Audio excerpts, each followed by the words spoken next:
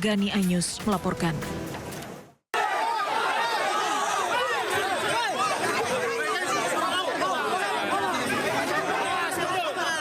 Kericuan terjadi saat warga mengejar salah seorang pekerja yang hendak memasang pembatas saat eksekusi lahan seluas 17 hektar di Jalan Aluminium 1, Kelurahan Tanjung Mulia, Kecamatan Medan Deli, Kota Medan. Salah seorang warga yang diduga terlibat dalam pengejaran tersebut ditarik petugas Satuan Brimopolda Sumut dari kerumunan massa, lalu dihajar hingga babak belur dan mengalami luka di bagian kepala. Hanya itu, sejumlah pekerja yang hendak memasang pembatas di lahan sengketa tersebut juga tak luput dari amukan warga hingga beberapa di antaranya jatuh pingsan. Sebelumnya lingkungan yang ditempati warga yang berada di Jalan Aluminium 1 tersebut masuk dalam sengketa lahan 17 hektar yang digugat oleh ahli waris bernama Parinduri. Padahal warga yang bermukim di 3 lingkungan tersebut telah mendiami dan tinggal selama puluhan tahun. Bahkan sebagian warga telah memiliki surat hak milik dan membayar pajak setiap tahun. Kericuan ini membuat eksekusi lahan ditunda.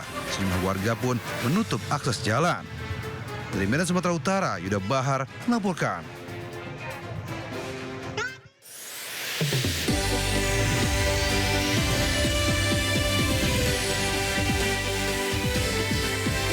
Mantan Menteri Perdagangan Tom Lembong menjalani sidang vonis dalam kasus dugaan korupsi importasi gula di Pengadilan Tipikor, Jakarta.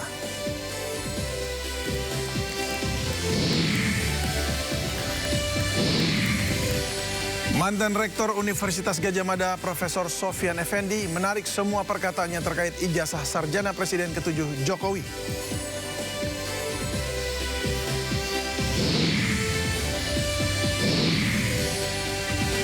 Garuda Muda siap libas Filipina dalam laga kedua grup A Piala AFF U23 2025 di Stadion Utama GBK Jakarta pada malam ini.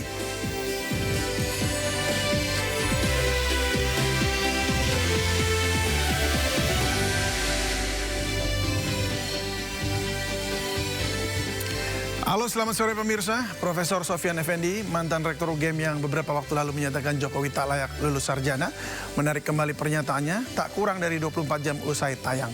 Ada apa? Bersama saya David Silahoy, Anda menyaksikan Sindo Sore. Mantan Menteri Perdagangan Tom Lembong hari ini menjalani sidang vonis di Pengadilan Tipikor Jakarta. Tom Lembong divonis dalam kasus dugaan importasi gula. Tidak membatasi apakah Tom Lembong dituntut pidana 7 tahun penjara dan denda sebesar 750 juta rupiah, subsidiar 6 bulan kurungan. Jaksa penuntut umum menilai Tom telah merugikan negara sebesar 515 miliar rupiah dalam impor gula selama ia menjabat sebagai Menteri Perdagangan. Vonis atau putusan dibacakan hakim setelah persidangan selama 4 bulan. Yang dilakukan secara melawan hukum. Hal ini sejalan dengan pendapat Indrianto Seno Aji dalam makalahnya yang berjudul Kebijakan. Dan pemirsa, kita saksikan pembacaan vonis kasus impor gula dengan terdakwa Tom Lembong secara langsung dari sidang Tipikor Jakarta Pusat.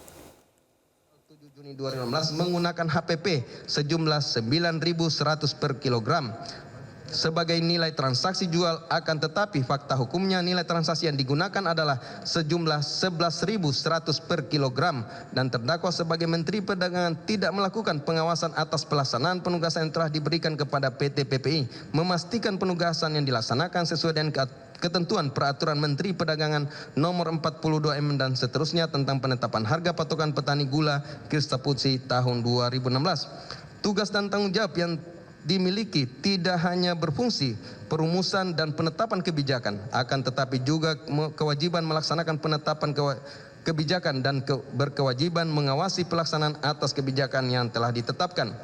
Menimbang bahwa berdasarkan fakta hukum di persidangan, sebelum terdakwa memberikan penugasan kepada PT PPI tanggal 31 Mei 2016 di atas, di tanggal 22 April 2016, Yudi Sisharyanto selaku Ketua Pengurus IMKOPKOL melalui surat nomor B89 dan seterusnya 22 April 2016 mengajukan permohonan kepada terdakwa selaku Menteri Perdagangan untuk memberikan penugasan kepada IMKOPKOL untuk melakukan operasi pasar pendistribusian gula sebanyak 300.000 ton sampai Desember 2016 sekaligus izin impor sugar gula Kirsamenta kepada produsen gula mitra usaha IMKOPKOL. Permohonan diajukan didasari atas hasil monitoring dan evaluasi yang dilakukan oleh IMKOPKOL bahwa produksi gula konsumsi negeri tahun 2016 hanya mencapai 2.250.000 ton, sementara kebutuhan gula konsumsi nasional adalah sebanyak 2.750.000 ton,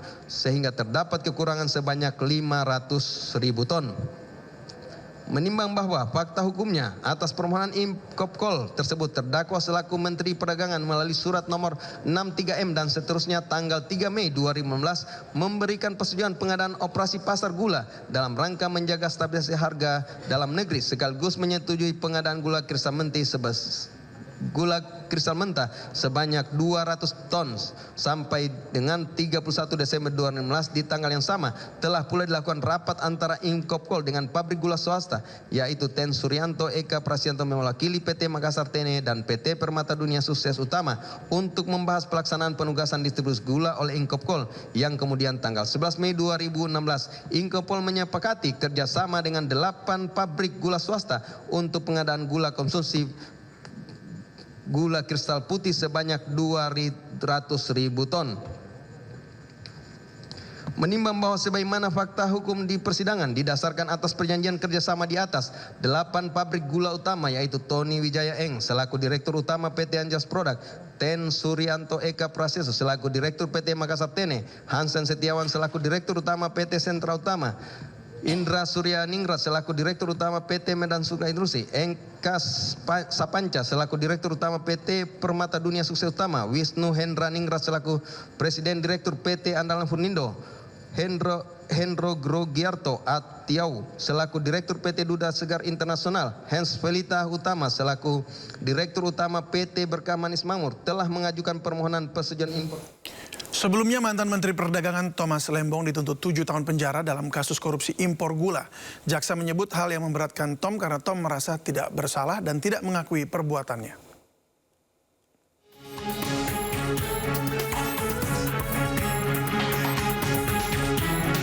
Jaksa menuntut mantan Menteri Perdagangan Thomas Trikasih Lembong dengan hukuman 7 tahun penjara. Tom juga diwajibkan membayar denda Rp750 juta subsidiar 6 bulan kurungan. Mantan tim sukses Capres Anies Baswedan ini dinilai terbukti memperkaya orang lain dan korporasi dalam kasus korupsi impor gula, sehingga negara dirugikan hingga Rp578 miliar. Menurut jaksa, hal yang memberatkan Tom adalah karena Tom merasa tidak bersalah dan tidak mengakui perbuatannya. Sebagaimana dalam dakwaan primer penuntut umum. 2. Menjatuhkan pidana terhadap terdakwa Thomas Trikasih Lembong oleh karena itu dengan pidana penjara selama 7 tahun. Dikurangi selama terdakwa berada dalam tahanan sementara. Dengan perintah agar terdakwa tetap ditahan. 3. Menjatuhkan pidana terhadap terdakwa Thomas Trikasih Lembong sejumlah Rp750 juta dengan ketentuan apabila denda tidak dibayar maka diganti dengan pidana kurungan selama 6 bulan. Sementara itu, Tom Lembong menilai tuntutan jaksa mengabaikan fakta-fakta persidangan. Kita baru mendengarkan pembacaan tuntutan dari jaksa penuntut umum. Ya, saya terheran-heran dan kecewa ya, karena tuntutan yang dibacakan sepenuhnya mengabaikan 100% dari fakta-fakta persidangan. Ya. Jadi saya tentunya tadi mendengarkan dengan cermat, saya juga mencatat dengan teliti ya, pembacaan surat tuntutan tersebut ya, dan saya cari-cari di mana ada penyesuaian-penyesuaian dari dakwaan ke tuntutan yang mencerminkan fakta-fakta persidangan yang sudah diungkap dalam kurang lebih 4 bulan persidangan, 20 kali sidang, tapi satu pun saya tidak temukan. Tak hanya Tom Lembong, mantan Direktur Pengembangan Bisnis PT Perusahaan Perdagangan Indonesia Charles Sitorus dituntut 4 tahun penjara dalam perkara yang sama. Dari Jakarta, Tim Liputan iNews melaporkan.